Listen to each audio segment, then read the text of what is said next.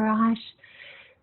Beautiful. So let's get started. A fantastic topic tonight, 5 keys to successful staff engagement. Now, this is one that I have been waiting for a while to bring to you because, first up, I'd like to be able to ask you the question, when you are first looking to perhaps join an organisation, what are you considering? So I'd like to get some feedback in that chat box. What sort of things are you looking for when you're applying for a job, or perhaps when you're going to the interview? What has attracted you to that position? Okay, so have you applied for a job recently? What made you apply for that job? Now, you might have thought about the pay rate. It might have been the annual salary that was attractive. You might have thought about the company name, or the reputation, or perhaps their branding. What is their service? You might have seen in the, in the application or the advertisement for the job that there were certain benefits, or there was salary sacrificing. Perhaps it was close to home, or that you got a uniform. So, look, these things are nice, but they do not make us stay long term at that job. They don't mean that we are automatically engaged. This is satisfaction. It's not engagement. Now, we need to consider, are your employees engaged, or are they just satisfied? Some business owners or managers may not find very much difference when we're thinking about satisfaction or engagement, but they are quite different, in regard to the impact and the well-being of the staff. So therefore, it's the passion that the staff will have for the business. So if we consider satisfied employees, in short, we're identifying staff, they're working with a transactional relationship. So you might say, what does that mean? Well, in other words, they tell themselves that because the company gives me X, I'm willing to give X worth of the effort. Does the phrase, "it's not on my PG" resonate with you? I know it does, certainly in many places that I have worked. The hands go up very quickly. Not on my PG, not in my position description. So they are living the life of a transactional relationship, only willing to do what they get paid for. Whereas employees who are engaged, these are staff members who go beyond that transactional exchange. They're willing to give that extra effort at their discretion. They freely bring their hearts, their hands, their minds into their job. Engagement goes beyond being satisfied. It involves our needs being met, which we're now going to look at and explore this. So let's move on to the start of our presentation. Who is this webinar for? This webinar tonight is for managers, for team leaders, and for coordinators. So if you see yourself being mentioned there, well, then you're here for a reason. You and your staff. So what will this webinar tonight cover? We're going to be looking at the 5 keys to staff engagement. Again, so for those who attended last week, this will seem familiar. The map is not the territory. We'll be going over that again because that is an important aspect. We'll be looking at DISC profiling, eDISC profiling, and leadership profiling. So these are new pieces of terminology that I'm going to bring to the table a little bit later on tonight. What do you want to achieve from this webinar? Could I have some answers in the chat box? What are you attending tonight for? What are you hoping to achieve? What do you want from me tonight? So I'll keep talking, but if you could put some answers in the chat box, that would be great. We've had a few drop off, but that's okay. How to promote engagement in a positive way. Lovely. Thank you, Karen. So what do you think you will see? Now, when my staff are what? I will see engagement. What are you going to see happening? What are you going to be hearing from your staff? What are you going to be feeling within your workplace? That will tell you, lovely, my staff are engaged. So have a little bit of a think about that. You know, when my staff are what? Communicating, when my staff are willingly completing tasks, when my staff are turning up to work on time, you know, what are you going to be seeing that will tell you your staff have engagement? And once you are able to put something into that work, okay, are positively responsive, interested in what they are doing. Thank you. So when my staff are interested, I will see engagement. Yeah, does that work for you? Okay. When my staff are responsive, I will see engagement. So let's turn this around a little bit, shall we?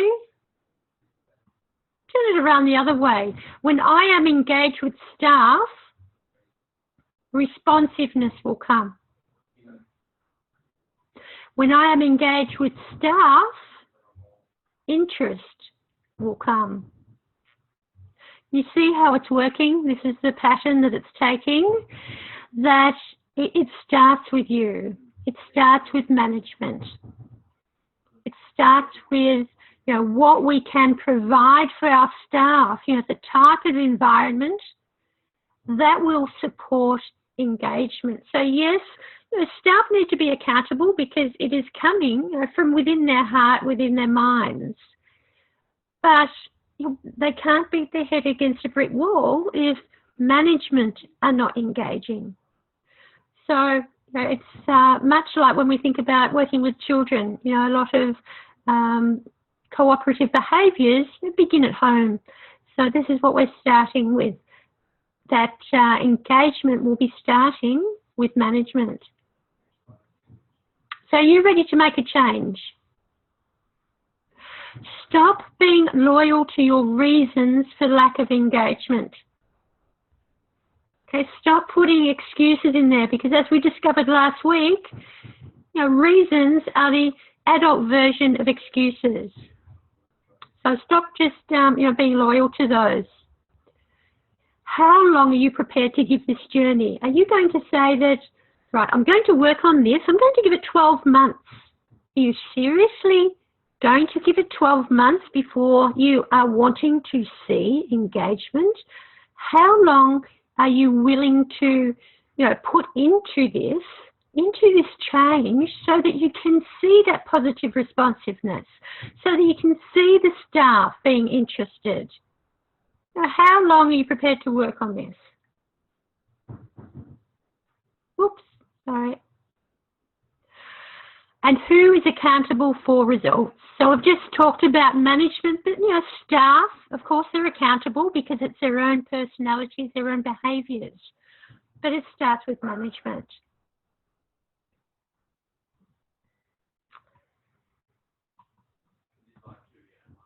Okay, beautiful. So 5 keys to staff engagement. Now, I want you to consider a recent event where there's been a lack of engagement in the staff. Now, has it been some policy changes? Has it been the introduction of new staff? Has there been perhaps a new coordinator? You know, consider a recent event that has happened within your workplace where you've noticed a lack of engagement. So let's look at a few reflective questions. Was recognition present? So now we're focusing on this little beautiful cycle here, okay? Is there recognition happening for the staff? Now, what has been the work culture leading up to this point before that lack of engagement that you've noticed? Or has it simply been happening, but it's just been really evident to you? When was the last time an employee was rewarded for their contribution? Has the purpose of staff been articulated throughout the organisation? Do they have a sense of meaning? Have you provided a sense of meaning to staff? How much autonomy is present in your organisation? So autonomy is when we can work on our own, we know what our role and responsibilities are, but we are able to conduct our tasks and our duties without someone watching over our shoulder all the time. So let's look at this a little bit closer. Recognition and growth. Now, by recognising your employees' achievements, they will feel valued within your organisation, and therefore they're going to feel driven to achieve the best for your company or your organisation. So did you know that 3/4 of employees are reportedly motivated by recognition, and over half of them say that they would work harder if they were better recognised? So it's very important to build employee recognition within your business, within your company culture, because this is going to achieve the best performance from staff. But by acknowledging hard work from staff, you will also reinforce actions and behaviours you would like to see more of. If we think about employee recognition, now this can be implemented in a number of ways. This could be from praising good work directly in that moment. It might even be a written thank you note or perhaps a small gift. When we create an employee recognition scheme, it is important that all employees are treated equally. So that anyone who displays a certain behaviour will be commended for it in that exact same way. So you also want to be sure that the recognition matches the effort and the results that are being displayed. And look, it has to be sincere. You have to show that you really mean it. So that we can get the most out of our employees, we've got to keep our employees engaged at work. Now, the question is poses, however, how can you do this? How can we maintain this? Now, employee recognition schemes, they're becoming, or they have been becoming, increasingly popular in businesses. And by making our staff feel more valued, it's going to drive a significant improvement in their commitment and their performance in our organisation. Now, these schemes don't need to be as pricey, and they can involve as little offering maybe a bit of praise to your staff or publicly acknowledging the hard work that they have put in. The benefits are likely to outweigh any cost in the long run. So keeping your employees engaged can have so many positive impacts for your business. The results of good employee engagement, can be an increased level of productivity at work. It could be a lower turnover of staff. It could be higher profits. It could be that satisfaction from your clients. If you're in early childhood, the satisfaction from families that they are appreciating what you are doing. when we have employee recognition schemes, these can help to achieve these results. And I would say that about half of senior managers consider them as an investment, rather than an expense, purely because of the positive outcome. And probably about half of companies who use peer-to-peer recognition, so this is between the colleagues, they report a higher customer satisfaction. If we consider the cost or the investment within this, as little as a 1% spend from the payroll on employee recognition can see a huge positive influence on engagement. This is going to mean praise. This is going to mean commendation from managers. And these are voted as the best motivators for performance at work. Less than a quarter of employees worldwide are engaged at work. That's a terrible figure. Less than 1/4. So there's definitely room for improvement. North America has the highest proportion of engaged workers, followed by Australia and New Zealand, but this is only about 1/3 of the staff. If you think about it, in your organisation, only, at very best, only 1/3 of your staff are engaged. So we need to consider what are some low-cost ways to start employee recognition. So that we can do that through acknowledging the hard-working employees. That can be done in a newsletter. That can be done through thank you cards, face-to-face meetings, which will express that gratitude. And you can issue little rewards to mark achievements. Now, these are very low-cost ideas. This introduces growth. Now, this is one of the 6 human needs. We talked about the 6 human needs last week. There was a time years ago when, one could maintain a base set of skills or a level of development, and that set of skills could carry that individual throughout his or her career. However, nowadays, our internal speed of change, the way things change, the way things grow, our personal and professional growth must match or even exceed, that rate of change. We've only got to think about early childhood and the introduction of the EYLF, the new standards, the new regulations, particularly with rising generations, the ability to develop and grow and progress in a job, this provides so much challenge and excitement. The benefit not only to the individual, but also the company. So we can start to see here, there's a few options there about, what are some ways to recognise your employees.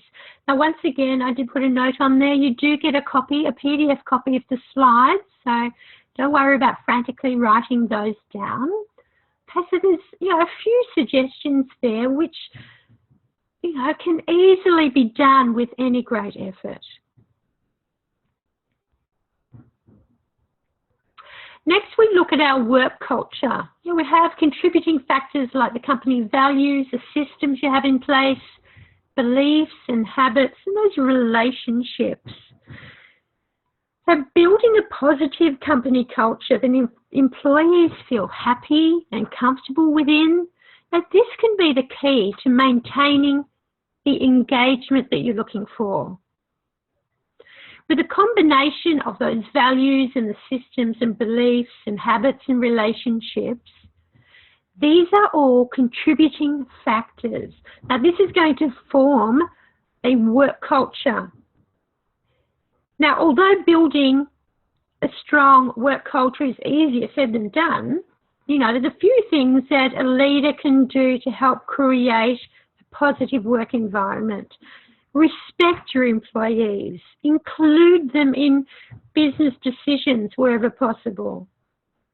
Allow staff a level of freedom. Appreciate hard-working and hard-working staff and make work enjoyable.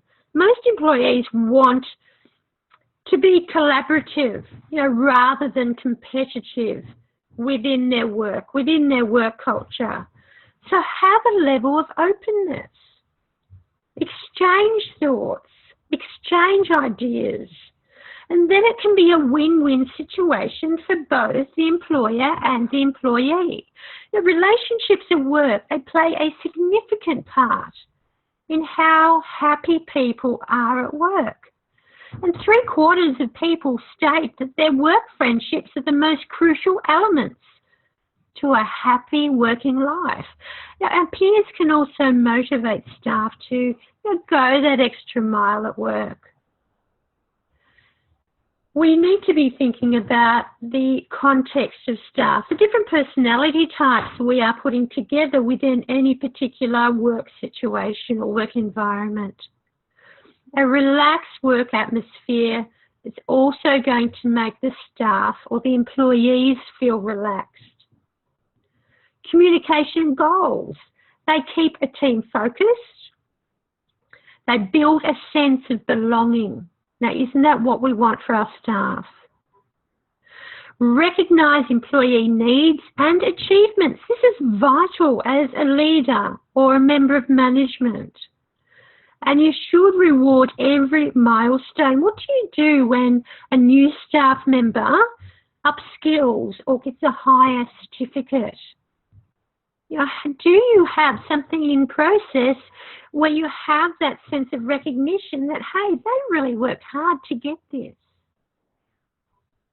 Sometimes a simple well done is a great way of making employees feel valued.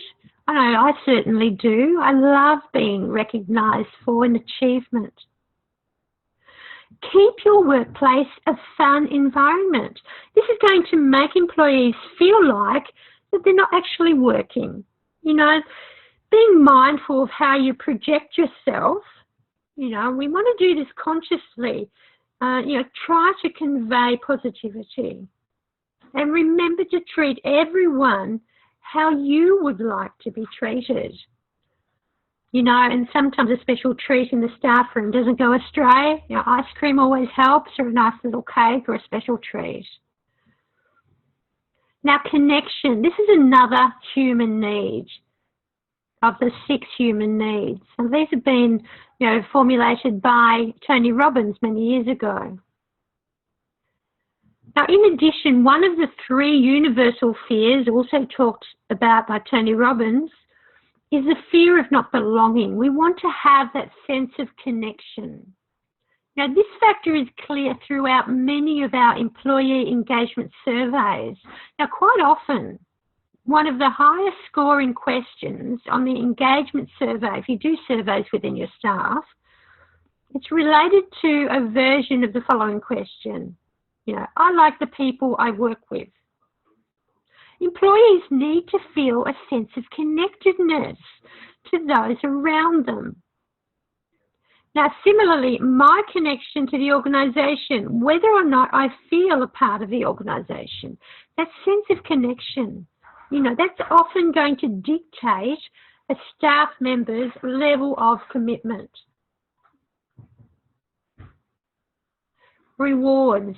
So acknowledging actions, a gift card or a lunch out, having that employee bonus scheme, having small rewards or something at the end of the year. So as well as recognising outstanding achievements from employees, you may also wish to reward them for their actions. Now, these can include anything from, as I said, gift card or a lunch out, and that bonus scheme in place for when professional targets are met, or perhaps at the end of the year when you want to recognise the staff for their contribution. Now, the most effective way to boost motivation and positive behaviour, this has been with small, regular awards that acknowledge achievements at the time that they occur. Now, most employees think that year-end bonuses, they're nice, but they shouldn't be expected. whereas smaller rewards for personal accomplishments throughout the year, they're better appreciated by staff as they show that their employer is aware of their efforts. You know, here lies the impact of our environment. You know, have you ever worked for a company where employees, you know, give their all, they do as much as they can, but then only to face an appraisal which outlines their performance? Now, consider this phrase: nothing breeds success like success. You know, this is such a fine example. When an employee puts on, you know, his or her everything, yet has little impact on the organisation's success or even a team's success, engagement is difficult to maintain. Now, I have experienced this. You know, I've been in a coordinator role with an RTO, and so a coordinator of my trainers in early childhood. And I could bust my bullet trying to put in as much as possible. Now, I would create, you know, new spreadsheets for tracking, you know, student records and you know, student progress, and send it off to management, have a discussion, you know, but you would never see anything past that. So there was no recognition for what you had done, or nothing was even implemented.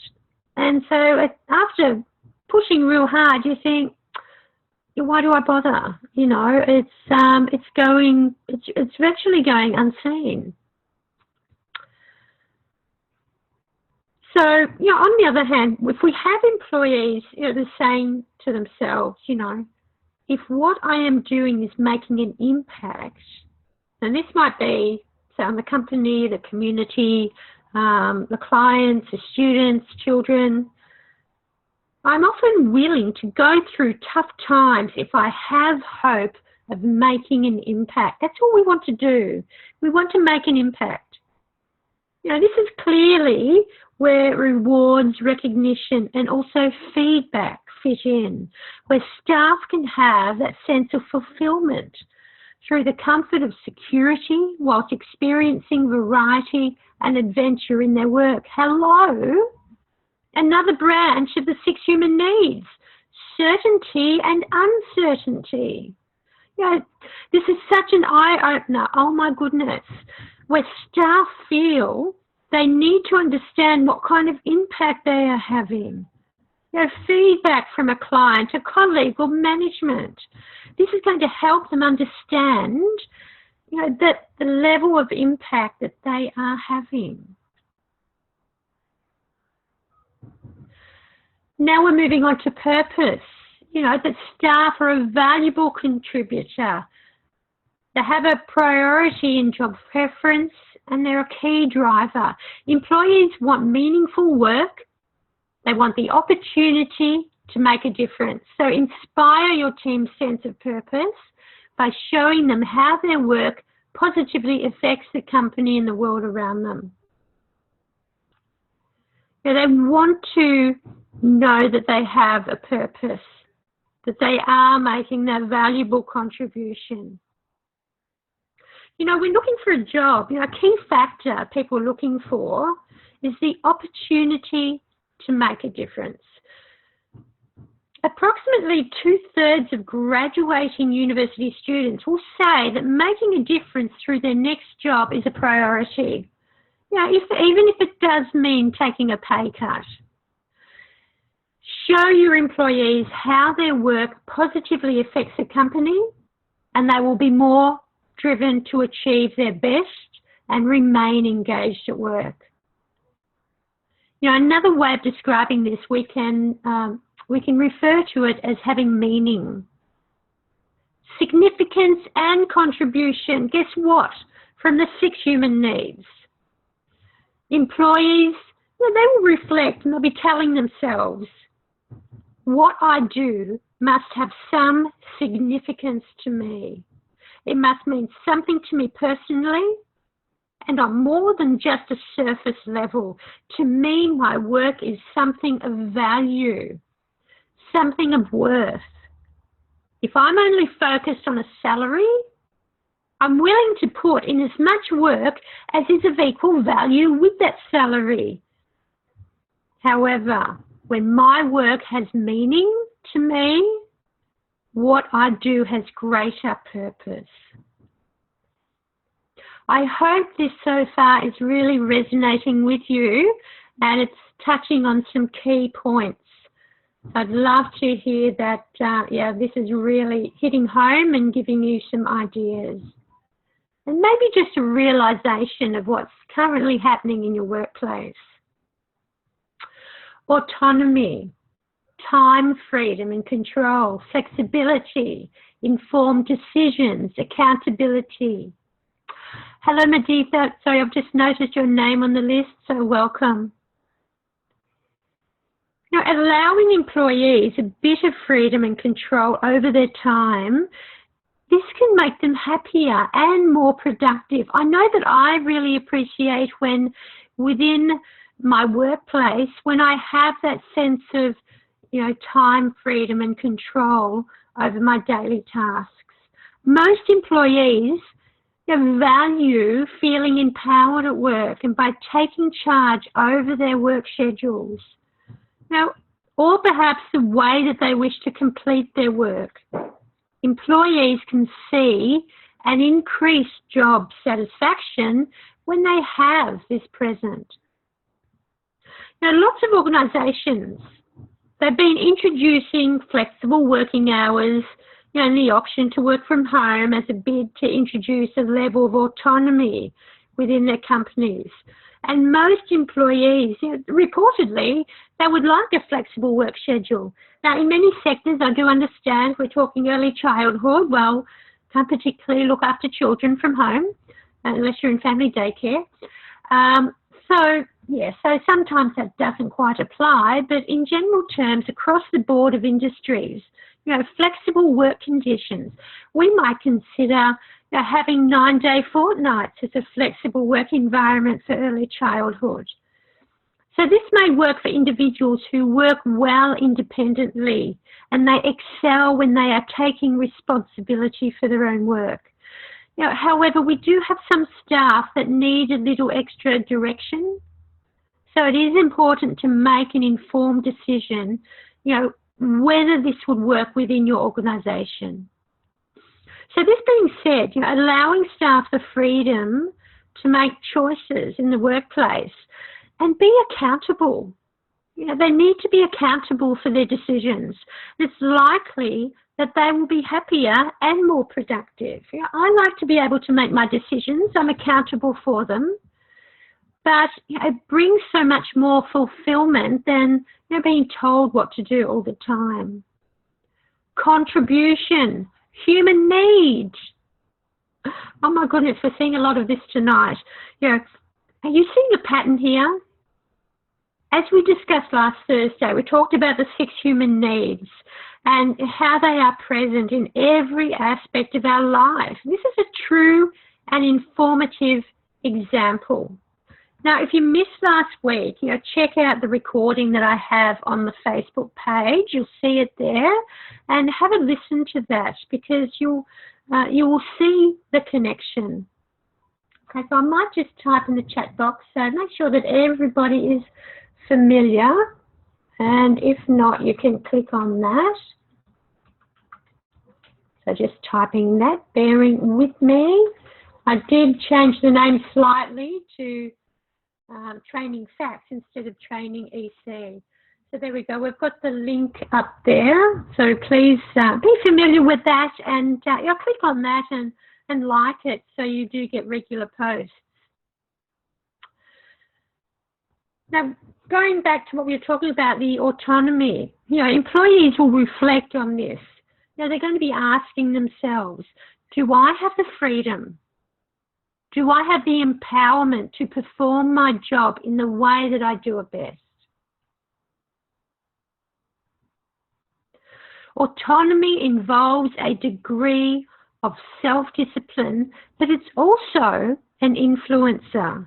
It allows me as an individual to create or to shape my role and the environment in a way that is best for me, you know, and for my business.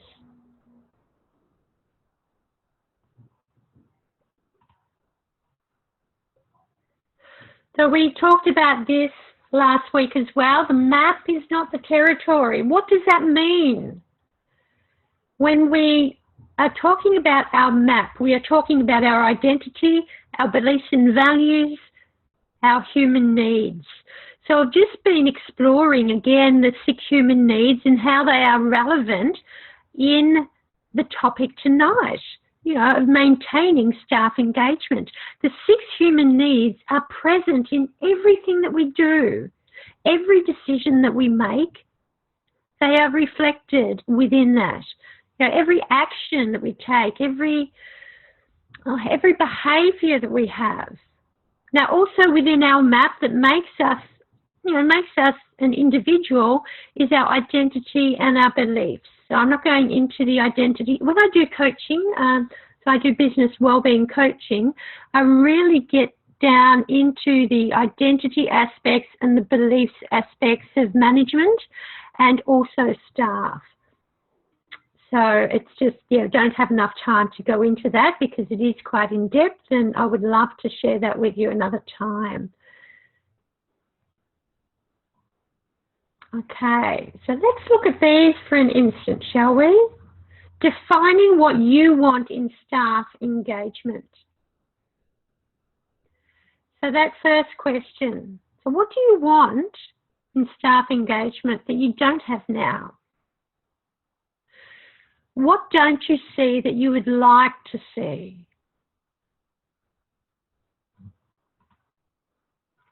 And why don't you have it? Why is it not present?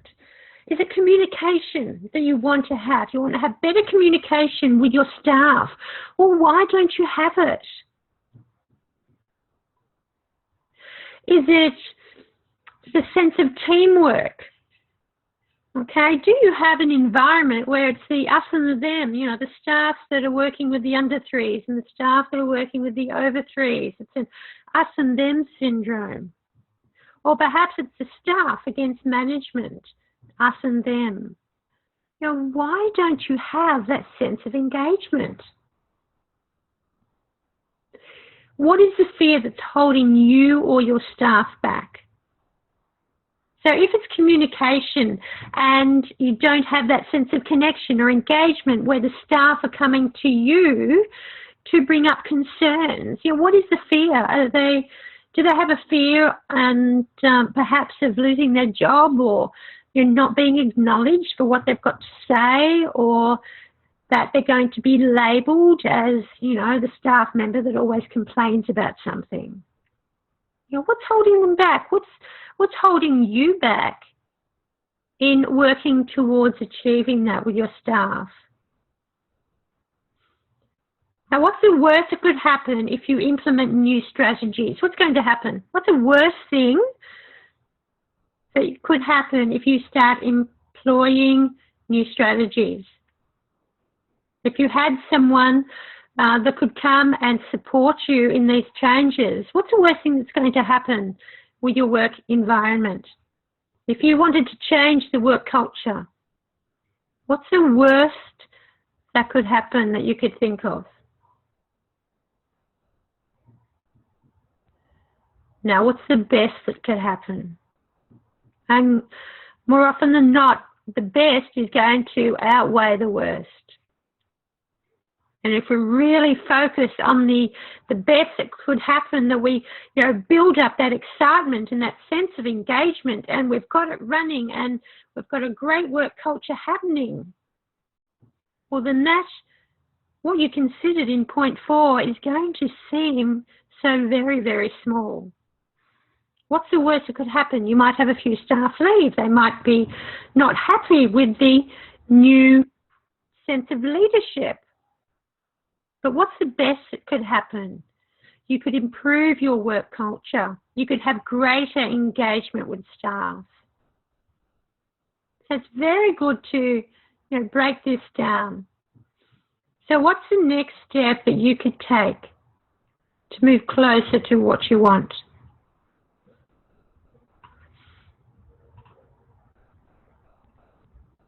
Just going to talk about a few little side bits here. The extent to which a follower demonstrates the ability and willingness to accomplish a specific task. What does this mean? Now we're going to consider what's called the situational leadership theory. Now this was brought together by David Kidd. We look at, in this instance, the scale of overall maturity. These are the followers. And it's devised into 4 quadrants. So if you imagine 4 squares, so one big square and then 2 lines, so make it into 4 little squares. If you think about a certain situation, you might think about staff attending professional development, for example. First, we might have staff that are unwilling and unable. So that means that they are feeling very insecure. They have a sense of insecurity about completing professional development. Perhaps they're unable to get to the place where the professional development is, or they may not be computer savvy, so doing online training they might not be familiar with, so they're feeling very insecure. They might be willing, but they're unable, so they'd really like to do it. They're confident about doing the professional development, but they're unsure about how they could do it. So therefore, that's where we're looking at management to support those staff in how can they achieve that professional development? How can management support their staff? Think about the impact when you really want to, as a staff member, you really want to do this professional development, but you haven't got the finances to do it, or perhaps you haven't got a computer to attend that training. It might be online training, for example.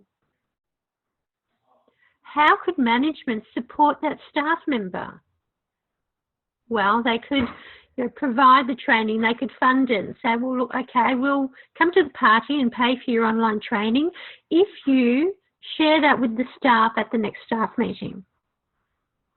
If it's online, you might allocate an hour and a half. It might be training time, so where that person can be taken away from their work situation and they're able to use the computer at work to do that training. Then you might have staff that are able, but they're not willing. I'm quite capable, I can use a computer, I've got a car, I could travel. But look, I really don't see why I should.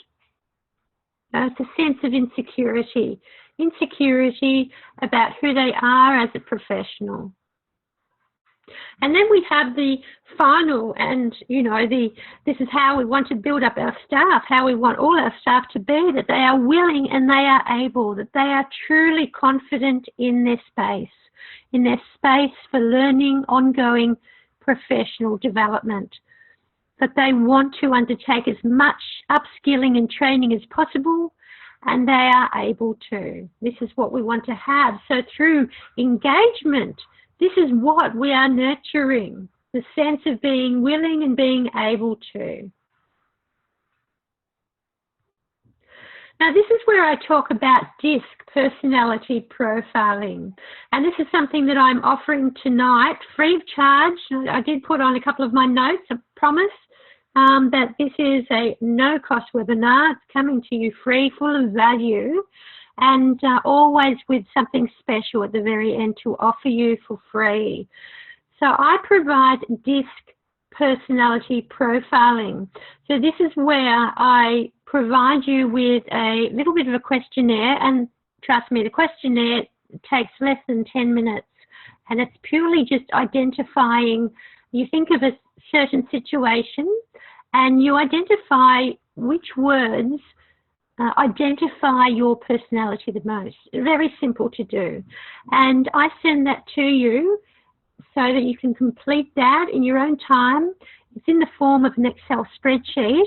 Email that back to me, and then we have a 30-minute conversation, and we really, we break down your personality profiling. Now, this doesn't mean that I'm going to tell you what your personality is and you have to act like that, okay? This is just taking the answers that you provide for a particular situation, tells you, okay, look, what was my line of thinking in that event? We have a set personality. We can't change our personalities, but we can certainly override them with different thought processes when we have a change of mindset. So we can definitely rewire, but those initial personality profiles within us will remain. We can't delete them. So I do that, and that's what I'm offering tonight. So I'll talk about that in a little bit, and it's going to be free to participants from tonight. So that's a very basic overview of the 4 quadrants of personality types. So there are 4 personality types, each of them starting with the letter in DISC.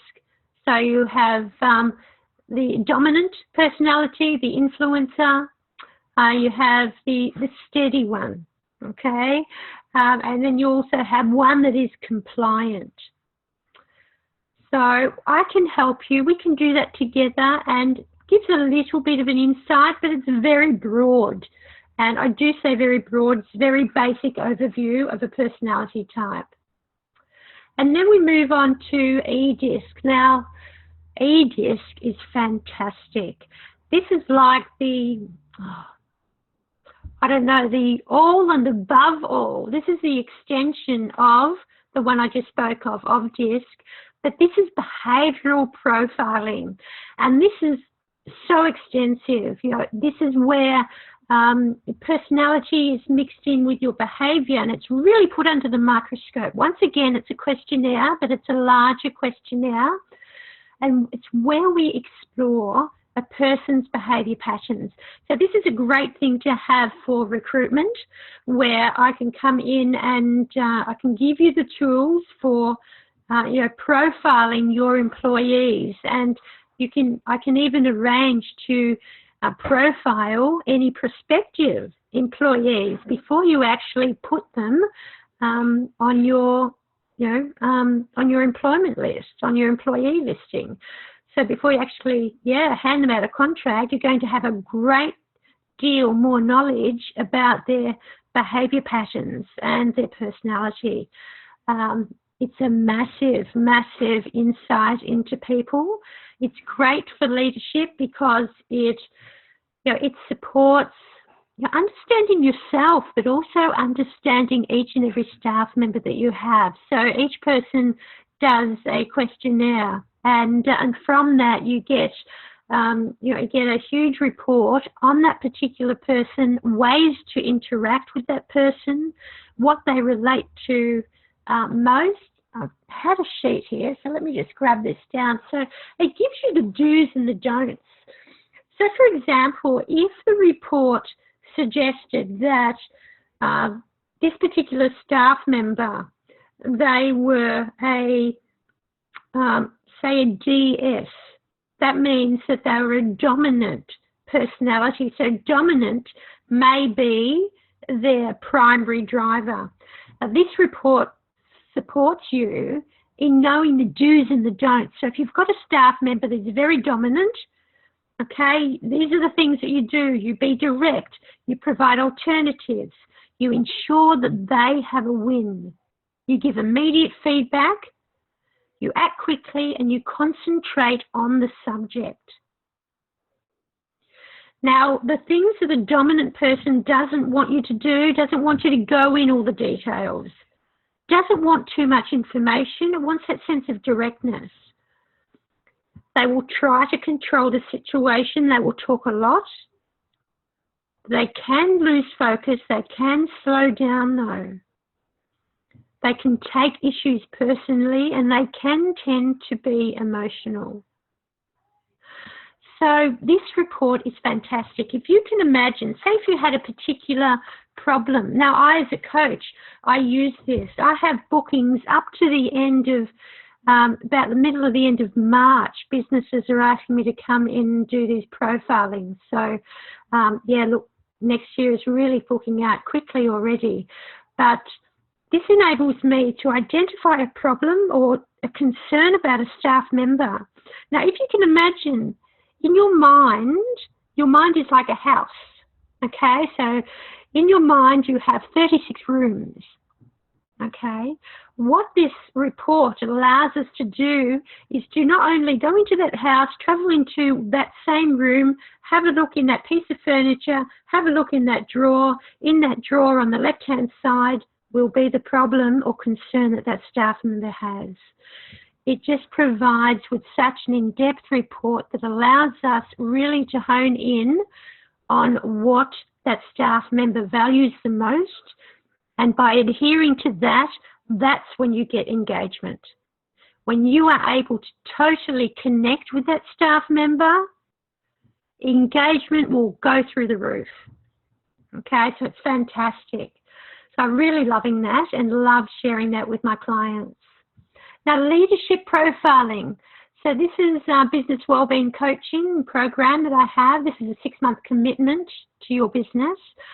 And it is an investment. I don't like using the word cost because it's an investment.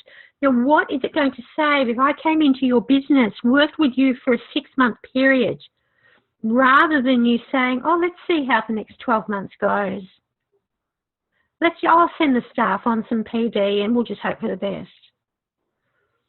Where I come in and we have intensive coaching, business wellbeing for you and your staff, and I use a specific model where I profile your type of leadership and we have a full-on discussion about how we can get your business and your staff engagement happening. So as you can tell by the tone of my voice, I'm so passionate about this because I love working with teams. Oops. Okay. So tonight, what are we giving out?